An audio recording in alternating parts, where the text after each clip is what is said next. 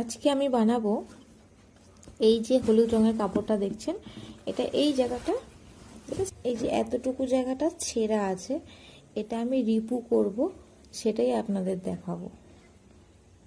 ঠিক আছে, দাঁড়ান। রিপু করার জন্য আমি নিয়ে নিয়েছি এখানে এই যে ববিন কেসে, ববিনে একটা সুতোটা ভরে নিয়েছি, এই যে ববিন কেস। এবার এই ববিনের মধ্যে এটা দিই, দাঁড়ান।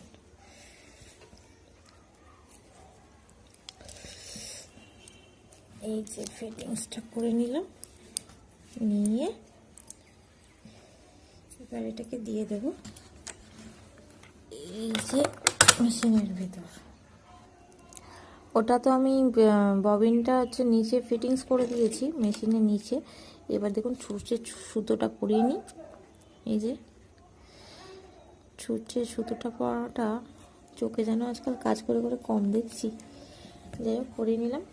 এবার দেখুন খুব সহজে সুতোটা কেমন নিজের থেকে উঠে আসবে। এই যে দেখেছেন, এই যে দুটো সুতো জয়েন্ট হয়ে গেল।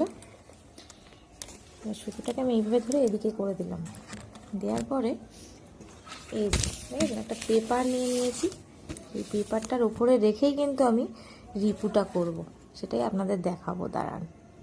এই যে দেখুন নিচের দিকটায় পেপারটা দিয়ে নিয়েছি, ঠিক ওই ছেঁড়া জায়গাটায় দেওয়ার পরে এইবার ওপর থেকে আমি মেশিনটা ঠিক মানে ছুঁচটা দিয়ে দিয়েছি।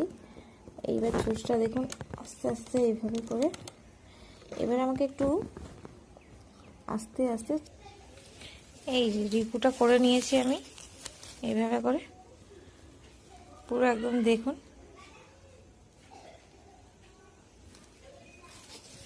ভালোভাবে একদম করিয়ে দিয়েছি। অল্প একটু ছিল ছেঁড়া জায়গাটা।